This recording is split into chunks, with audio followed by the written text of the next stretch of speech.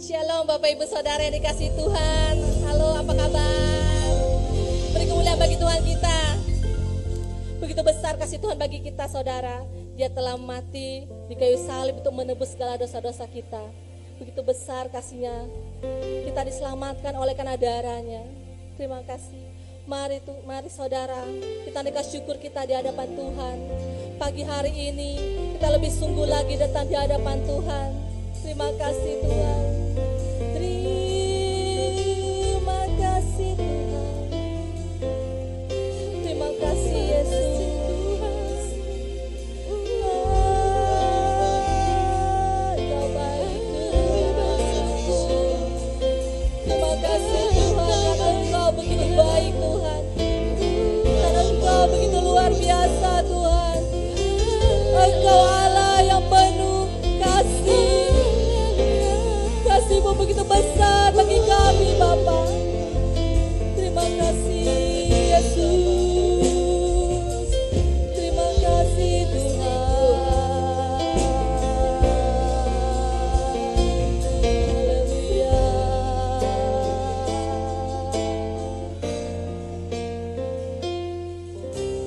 Yesus, Kau sungguh baik. Yesus, nama-Mu indah.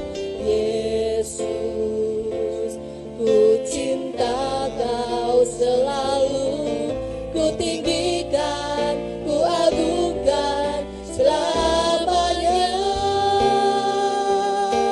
Yesus, Engkau sungguh baik. Yesus, Kau sungguh baik. Yesus, nama-Mu indah. Yesus, ku cinta Kau selalu, ku tinggikan, ku agungkan selamanya. Ku mau memuji-Mu, ku mau memuji-Mu, ku selalu puji-Mu, ku mau menyembah-Mu, ku selalu sembah-Mu. Kau yang layak terima semua pujian, kemuliaan hanya bagi Tuhan. Yesus, Engkau sungguh baik. Yesus, Kau sungguh baik. Yesus, nama-Mu indah. Yesus, ku cinta Kau selalu, ku tinggikan, ku agungkan selamanya. Ku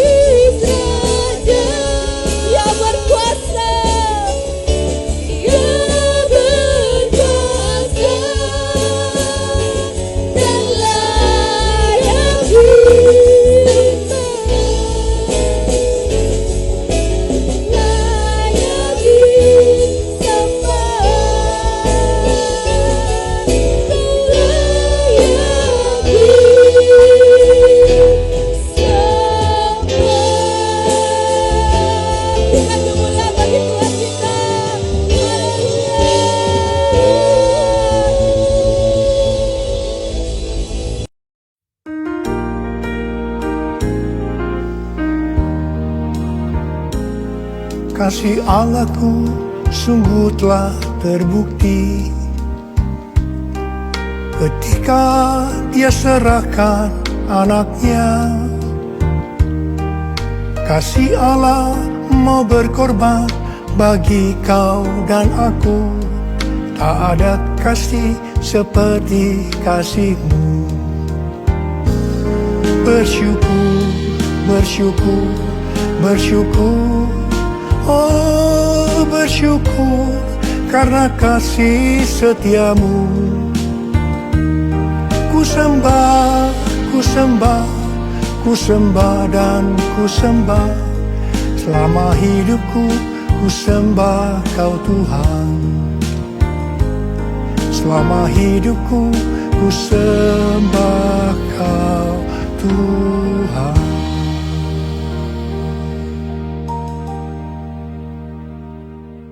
Hari ini adalah Jumat Agung, di mana kita memperingati kematian Tuhan Yesus. Kita akan merenungkan kembali kasih Tuhan Yesus yang luar biasa yang diberikan kepada kita semua. Saya mau mengatakan sesuatu kepada saudara, bahwa apapun yang kita alami hari-hari ini dalam pandemi COVID-19 dan krisis ekonomi, kita harus tahu bahwa Tuhan Yesus sangat-sangat mengasihi kita semua.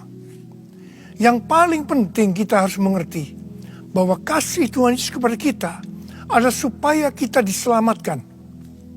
Jadi melalui segala peristiwa ini, kita harus ingat seperti yang terdapat dalam Roma 8 ayat 28 yang berkata, kita tahu sekarang bahwa Allah turut bekerja dalam segala sesuatu, baik enak maupun tidak enak, untuk mendatangkan kebaikan bagi mereka yang mengasihi Dia. Apakah saudara mengasihi Tuhan Yesus? Kalau saudara berkata, ya, saya mengasihi Tuhan Yesus, berarti ayat ini buat saudara. Saya percaya melalui semua yang terjadi, kita yang mengasihi Tuhan Yesus akan makin serupa dengan gambarnya.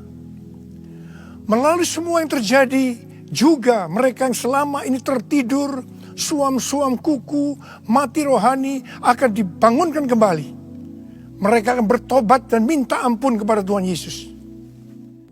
Tuhan Yesus mengingatkan kita agar kita tidak hidup dalam ketakutan, kekhawatiran, kepanikan yang terus-menerus. Ingat bahwa hidup mati kita di tangan Tuhan. Sekali lagi, bahwa hidup mati kita di tangan Tuhan. Bukan di tangan COVID-19. Bukan di tangan krisis ekonomi. Hari-hari ini lebih banyak orang-orang yang takut kepada hal-hal yang lain ketimbang takut kepada COVID-19 itu sendiri. Hal inilah yang dikehendaki oleh iblis. Kalau hal ini berlarut-larut, maka akan lebih banyak orang yang meninggal karena ketakutan ketimbang meninggal karena COVID-19 itu sendiri. Karena itu kita harus mengingat firman Tuhan yang berkata, dalam tinggal tenang dan percaya terletak kekuatanmu. Alkitab berkata, Yesus mati karena dosa-dosa kita. Dia dikuburkan, tapi pada hari yang ketiga dia dibangkitkan. Alkitab berkata, semua orang telah berbuat dosa dan telah kehilangan kemuliaan Allah. Upah dosa ialah maut, mati kekal selama-lamanya, tempatnya di neraka. Neraka adalah tempat yang sangat mengerikan. Jangan sampai masuk neraka. Karena itu Tuhan Yesus datang ke dalam dunia ini untuk menyelamatkan kita semua. Bagaimana cara Tuhan Yesus menyelamatkan kita? Alkitab berkata, Tuhan Yesus yang tidak mengenal dosa dijadikan dosa oleh karena kita, supaya di dalam Dia, yaitu mereka yang percaya kepada Tuhan Yesus, dibenarkan oleh Allah. Apa arti daripada ayat ini? Tadi dikatakan, semua orang telah berbuat dosa dan telah kehilangan kemuliaan Allah. Upah dosa ialah maut, mati. Jadi Tuhan Yesus harus mati menggantikan saudara dan saya. Kalau kita melihat cara mati Tuhan Yesus, saya katakan itu sangat-sangat tidak manusiawi. Alkitab menuliskan ada 10 tahap penderitaan Tuhan Yesus. Dari Taman Getsemani sampai Golgota. Sangat mengerikan. Tahap yang pertama, ketika berada di Taman Getsemani, Tuhan Yesus berdoa kepada Bapa dalam keadaan ketakutan. Sampai peluhnya seperti tetes-tetes darah yang jatuh ke tanah. Pada saat itu seorang malaikat turun untuk menguatkan Tuhan Yesus. Tuhan Yesus berdoa kepada Bapa, ya Bapakku, jikalau sekiranya mungkin, biarlah cawan ini lalu daripadaku. Tetapi jangan seperti yang ku kehendaki, melainkan seperti yang kau kehendaki. Di sini Tuhan Yesus mengajar kepada kita bahwa di dalam doa kita boleh menawar, tetapi jangan memaksakan kehendak. Bagi yang sekarang ini dalam keadaan ketakutan, kita harus ingat bahwa Tuhan Yesus pernah mengalami ketakutan untuk menebus dosa kita semua. Karena itu datanglah kepada Tuhan Yesus. Dia pasti mampu dan mau menolong kita semua. Tahap yang kedua, Tuhan Yesus ditangkap. Dia dituduh dengan bermacam-macam tuduhan. Diludahi, mukanya ditinju, dipukul. Tetapi Tuhan Yesus tidak membalas. Di sini Tuhan Yesus mempraktekkan apa yang Dia ajarkan kepada kita. Agar kita mengasihi dan berdoa bagi orang-orang yang membenci kita, yang mengutuk kita, yang mencaci maki kita. Tuhan Yesus berkata, jikalau kita hanya mengasihi orang-orang yang mengasihi kita, apa jasa kita? Karena orang-orang berdosa pun juga mengasihi orang-orang yang mengasihi mereka. Tahap yang ketiga, Tuhan Yesus dibelenggu dan diadili. Waktu Tuhan Yesus diadili oleh Pilatus, ternyata tidak didapati kesalahan yang membuat Tuhan Yesus harus dihukum mati. Sementara itu orang-orang Yahudi terus berteriak-teriak supaya Tuhan Yesus dihukum mati. Salibkan dia! Salibkan dia! Akhirnya Pilatus menyerahkan Tuhan Yesus untuk disalibkan. Tahap yang keempat, Tuhan Yesus dicambuk. Proses awal dari penyalipan, jubah Tuhan Yesus dibuka dan dihukum cambuk. Dua legojo bergantian menghunjamkan cambuk ke punggung Tuhan Yesus. Ujung cambuk itu terbuat dari potongan tulang dan potongan besi. Tiap kali cambuk itu dihunjamkan ke punggung Tuhan Yesus, itu menimbulkan luka yang dalam. Tuhan Yesus berteriak-teriak kesakitan. Darah Tuhan Yesus bercucuran. Tuhan Yesus bermandikan darah. Tahap yang kelima, kepala Tuhan Yesus diberi mahkota duri. Duri ditancapkan di kepala Tuhan Yesus dengan cara dipukul. Sakitnya luar biasa. Darah bercucuran. Tahap yang keenam, Tuhan Yesus memikul salib. Dalam kesakitan, berlumuran darah, ditambah semalam Tuhan Yesus tidak tidur. Tuhan Yesus harus memikul salibnya. Tuhan Yesus jatuh bangun karena tidak kuat. Maka Simon dari Kirene disuruh menggantikannya. Tahap yang ketujuh, tangan dan kaki Tuhan Yesus dipaku. Sakitnya luar biasa. Darah bercucuran. Tahap yang ke-8, Tuhan Yesus digantung di atas kayu salib. Pada saat itu Tuhan Yesus menderita secara lahir maupun batin. Secara lahir dia merasa sakit yang luar biasa di sekujur tubuhnya. Dan juga merasa karena ada cairan yang menekan jantungnya. Secara batin Tuhan Yesus menderita karena Tuhan Yesus melihat semua orang yang lalu lalang menghujat dia. Ahli Taurat, tua-tua, imam-imam menghujat Tuhan Yesus. Bahkan salah satu penjahat di sebelahnya juga ikut menghujat. Tahap yang ke-9, Tuhan Yesus merasa ditinggalkan oleh Bapa. Sekitar jam 12 siang sampai jam 3 petang, tiba-tiba langit di sekitar Golgota menjadi gelap. Tuhan Yesus gelisah. Gelisah. Dan terus Yesus berteriak, Eli, Eli, lama sabachthani. Allahku, Allahku, mengapa engkau meninggalkan aku? Tuhan Yesus merasa ditinggalkan oleh Bapa. Orang yang berdosa pada hakikatnya dipisahkan dari Bapa. Jadi untuk menebus dosa dari orang yang berdosa, maka Tuhan Yesus harus merasakan ditinggalkan oleh Bapa, dipisahkan dari Bapa. Saya percaya ini adalah puncak penderitaan Tuhan Yesus. Penderitaan lainnya tidak ada artinya dibandingkan merasa ditinggalkan oleh Bapa. Bagi saya, kalau saya tidak bisa merasakan hadirat Tuhan, itu adalah hal yang paling berat dalam hidup saya. Karena itu, saya setiap hari selalu menjaga langkah-langkah dalam hidup saya, agar saya terus mengalami hadirat Tuhan. Kalau ada dosa, harus cepat diselesaikan, supaya terus merasakan hadirat Tuhan. Saya berharap saudara juga melakukan hal yang seperti itu. Kalau ada di antara saudara yang sudah tidak bisa merasakan hadirat Tuhan, dan saudara menganggap itu biasa, saudara harus bertobat. Saya mau katakan sesuatu kepada saudara. Tidak ada yang lebih berbahagia daripada kalau kita berada dalam hadirat Tuhan. Sebab Alkitab berkata, di hadapanmu ada sukacita berlimpah-limpah. Artinya di dalam hadirat Tuhan ada sukacita, kebahagiaan yang berlimpah-limpah.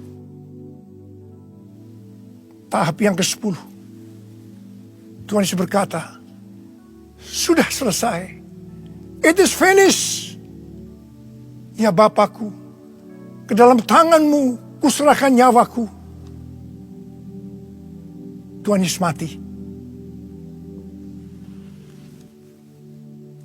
Pertanyaannya, mengapa Tuhan Yesus harus mati dengan cara demikian? Mengapa tidak dengan cara yang mudah? Dipenggal kepalanya, selesai. Mengapa Tuhan Yesus harus mati dengan bermandikan darah? Alkitab katakan, tanpa penumpahan darah, tidak ada pengampunan dosa. Untuk mengampuni dosa saudara,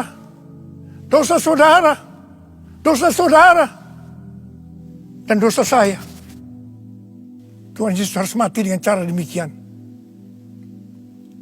Selain itu, apalagi yang Alkitab katakan dengan cara mati Tuhan Yesus yang seperti itu? Yang pertama, penyakit kitalah yang ditanggungnya. Yang kedua, penderitaan kita yang dipikulnya. Yang ketiga, oleh bilur-bilurnya kita disembuhkan. Tak terukur kasih-Mu Yesus, Kau telah mati gantikan diriku. Kau curahkan darah-Mu untuk tebus dosaku. Layaklah Kau Tuhan dipuji dan disembah dengan segenap hatiku. Layaklah Kau Tuhan dipuji dan disembah dengan segenap jiwa ragaku. Dengan segenap jiwa ragaku. Dengan segenap jiwa ragaku. Tuhan Yesus mati karena dosa-dosa kita. Dia dikuburkan, tetapi pada hari yang ketiga Dia dibangkitkan. Haleluya! Tuhan Yesus tidak selamanya mati, tetapi pada hari yang ketiga Tuhan Yesus dibangkitkan. Apa yang Alkitab katakan kalau sampai Tuhan Yesus tidak bangkit? Yang pertama, sia-sialah pemberitaan firman Tuhan. Saya di sini memberitakan firman Tuhan tidak ada artinya. Sia-sia. Tapi puji Tuhan, Tuhan Yesus hidup. Tuhan Yesus bangkit, pemberitaan firman Tuhan menjadi tidak sia-sia. Hal yang kedua, kalau sampai Tuhan Yesus tidak bangkit, sia-sialah kepercayaan kita, dan kita akan tetap mati di dalam dosa-dosa kita. Demikian juga dengan orang-orang yang mati di dalam Tuhan. Mereka akan tetap binasa. Tetapi puji Tuhan, Tuhan Yesus bangkit. Kita tidak akan mati di dalam dosa-dosa kita, tetapi kita akan bersama-sama dengan Tuhan Yesus selama-lamanya. Katakan amin. Hal yang ketiga, kalau sampai Tuhan Yesus tidak bangkit, kita adalah orang-orang yang paling malang dari segala manusia. Tetapi puji Tuhan, Tuhan Yesus bangkit. Kita bukan orang-orang yang paling malang dari segala manusia, tapi justru orang yang paling beruntung dari segala manusia. Ada berapa banyak di antara saudara orang-orang yang paling beruntung dari segala manusia? Angkat tangan saudara. Sebab Dia hidup, ada hari esok. Sebab Dia hidup, ku tak gentar, karena ku tahu Dia pegang hari esok. Hidup jadi berarti sebab Dia hidup. Hidup jadi berarti sebab Dia hidup. Hidup jadi berarti sebab Yesus hidup. Karena Tuhan Yesus hidup, maka ada hari esok. Karena Tuhan Yesus yang pegang hari esok saudara dan saya, Dia hidup. Dia berkata kepada kita, jangan kamu takut, jangan kamu khawatir, jangan kamu panik. Karena Tuhan Yesus hidup, maka Dia memerintahkan kepada kita untuk menghardik COVID-19 dan krisis ekonomi dengan berkata, diam, tenanglah. Mari, saya mau ajak saudara, kita bersama-sama menghardik COVID-19 dan krisis ekonomi. Mari, katakan bersama saya, dalam nama Yesus, dalam nama Tuhan Yesus, aku perintahkan kau, COVID-19, krisis ekonomi, diam, tenanglah. Diam, tenanglah. Mari kita berdoa agar nubuatan para nabi yang mengatakan pandemi COVID-19 akan selesai pada waktu Paskah, hal itu akan digenapi. Hal itu akan terjadi. Katakan amin. Karena Tuhan Yesus hidup, kita akan melihat Pentakosta ketiga akan digenapi, di mana melalui semua peristiwa yang sedang terjadi saat ini, penuaian jiwa yang terbesar dan yang terakhir sebelum Tuhan Yesus datang kembali, itu terjadi. Kita akan melihat bangkitnya generasi Yeremia, yaitu generasi anak-anak muda yang dipenuhi dengan Roh Kudus, cinta mati-matian kepada Tuhan Yesus, tidak kompromi terhadap dosa, dan akan memenangkan banyak jiwa. Kepada kita, orang yang sungguh-sungguh dengan Tuhan, akan diberikan kuasa untuk menyelesaikan amanat agung Tuhan Yesus. Karena Tuhan Yesus hidup, maka mujizat-mujizat yang dilakukan oleh Tuhan Yesus masih ada sampai dengan hari ini. Orang buta melihat, orang lumpuh berjalan, orang tuli mendengar, orang mati dibangkitkan, orang kusta menjadi tahir, dan kepada orang miskin diberitakan kabar baik. Karena Tuhan Yesus hidup, maka di dalam pandemi COVID-19, Tuhan menyuruh kita memperkatakan Mazmur 91. Mari, saya ajak saudara, mari kita perkatakan bersama-sama. 1, 2, 3. Orang yang duduk dalam lindungan yang maha tinggi dan bermalam dalam naungan yang maha kuasa akan berkata kepada Tuhan, tempat perlindunganku dan kubu pertahananku, Allahku yang kupercayai. Sungguh Dialah yang akan melepaskan engkau dari jerat penangkap burung, dari penyakit sampar yang busuk. Dengan kepaknya Ia akan mendudungi engkau, di bawah sayapnya engkau akan berlindung. Kesetiaannya oleh perisai dan pagar tembok.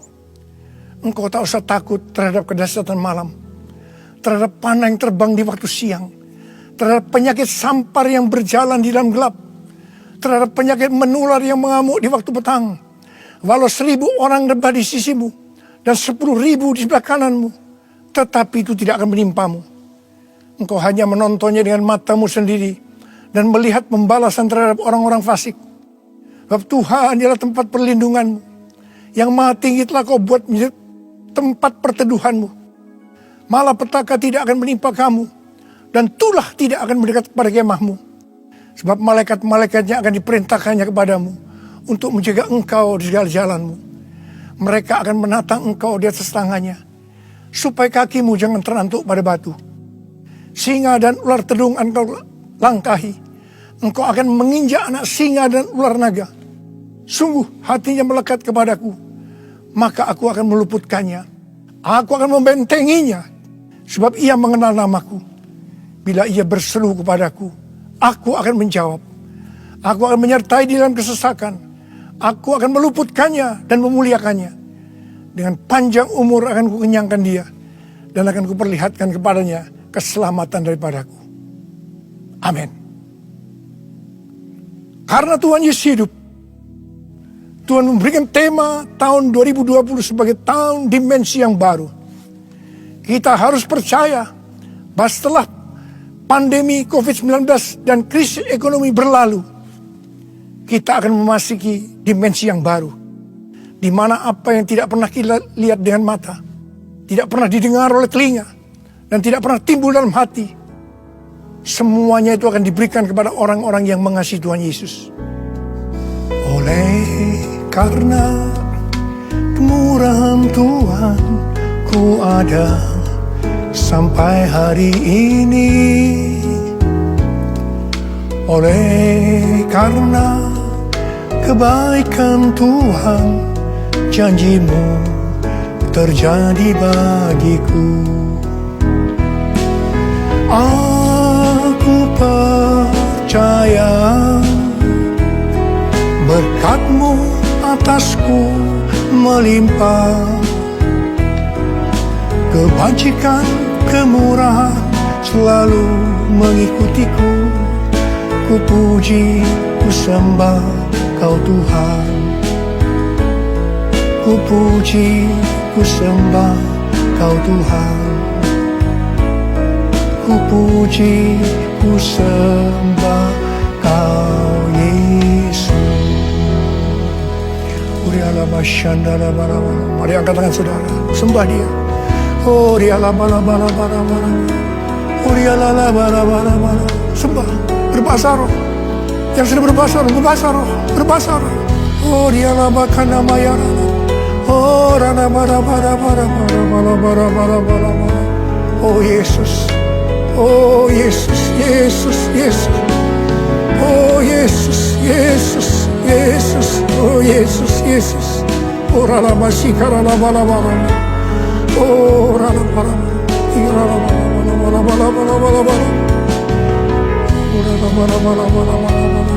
Oh, rabakana matakara. Ya bara. Oh, rira. Oh, re bala. Oh, re la bala. Oh, la. Oh, re de. Oh, Yesus. Oh, Yesus. Oh, Yesus. Yesus. Yesus. Yesus. Oh, re la bala. Oh, la bala. Oh, re la bala. Oh, Yesus. Yesus. Yesus. Tuhan Yesus. Tuhan Yesus. Tuhan Yesus.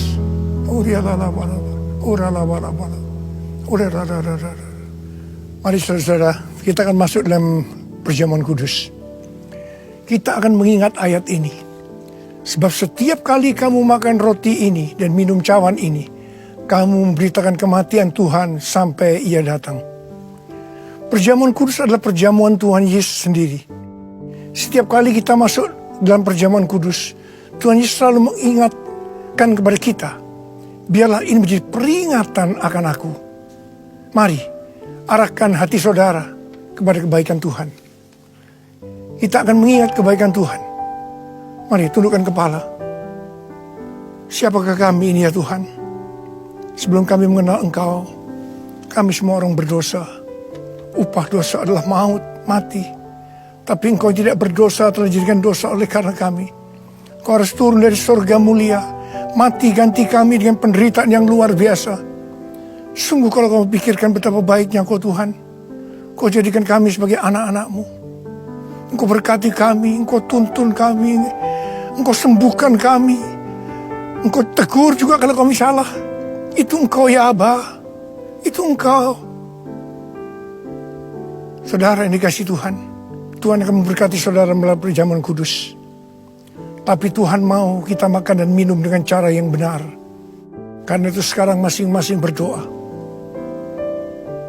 Introspeksi. Lihat keadaan dirimu masing-masing. Jangan menyimpan dosa.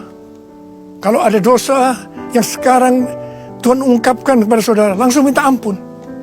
Ampuni Tuhan. Ampuni kami ya Tuhan. Ampuni kami ya Tuhan. Ampuni kami. Ampuni. Ampuni. Terima kasih Bapa. Kami akan masuk dalam perjamuan kudus dengan hati yang penuh sukacita. Dalam nama Yesus yang berdoa. Amin. Mari saudara. Angkat roti di tangan kanan saudara tinggi-tinggi. Sebab apa yang telah kuteruskan kepadamu telah aku terima dari Tuhan. Yaitu bahwa Tuhan Yesus pada malam waktu diserahkan mengambil roti. Dan sesudah itu yang mengucap syukur atasnya. Dia memecah-mecahkannya dan berkata, inilah tubuhku yang diserahkan bagi kamu. Perbuatlah ini menjadi peringatan akan aku. Saudara kasih Tuhan, bukankah roti yang kita pecah-pecahkan ini adalah persekutuan kita dengan tubuh Kristus? Mari kita makan dalam nama Yesus.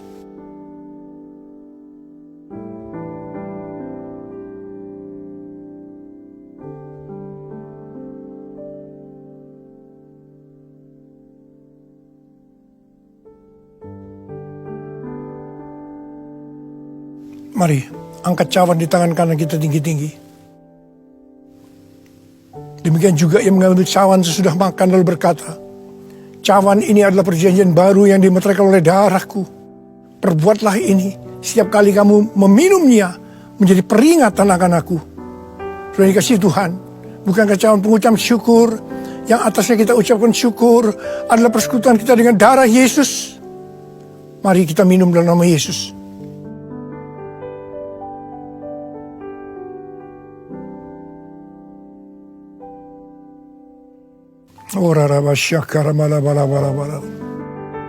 Mari, angkat tangan saudara.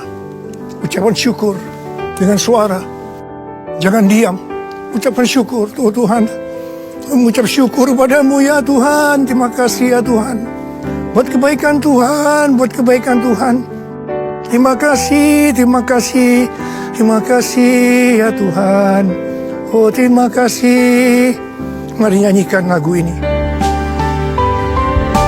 Terima kasih Yesusku, terima kasih Yesusku. Puji syukur hanya bagi Tuhanku. Terima kasih Yesusku, terima kasih Yesusku. Puji syukur hanya bagi Tuhanku. Puji syukur hanya bagi Tuhanku. Puji syukur hanya bagi Tuhanku.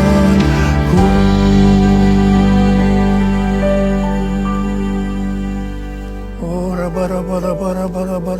oh Yesus, Tuhan Yesus, terima kasih buat kehadiran-Mu. Terima kasih buat berkat-berkat-Mu, kesembuhan, kelepasan, jawaban doa, kekuatan yang baru, pengharapan yang baru. Tuhan, anak-anak-Mu diberkati, dikuatkan pada hari-hari ini Tuhan.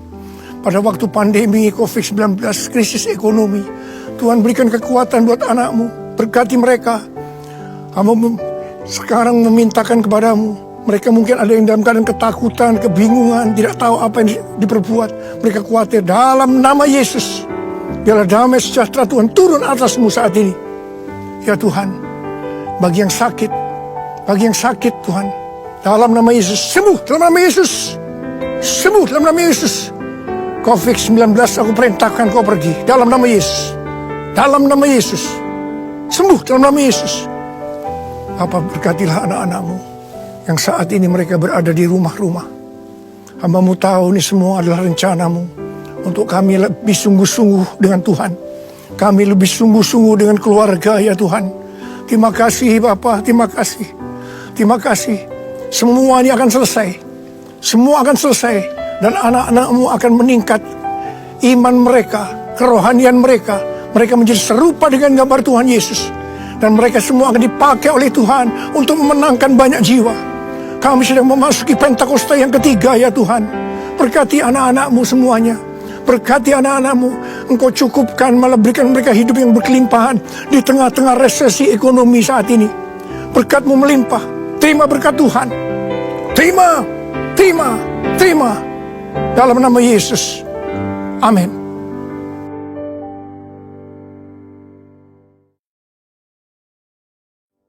Mari angkat kedua tangan saudara, terima berkat Tuhan. Kasih karunia yang berlimpah-limpah daripada Allah Bapa di dalam anak yang tunggal Yesus Kristus. Persekutuan yang manis dengan Roh Kudus menyertai saudara sekalian mulai hari ini sampai Tuhan Yesus datang menjemput kita di awan-awan dan bahkan sampai selama-lamanya. Yang percaya bersama-sama katakan amin.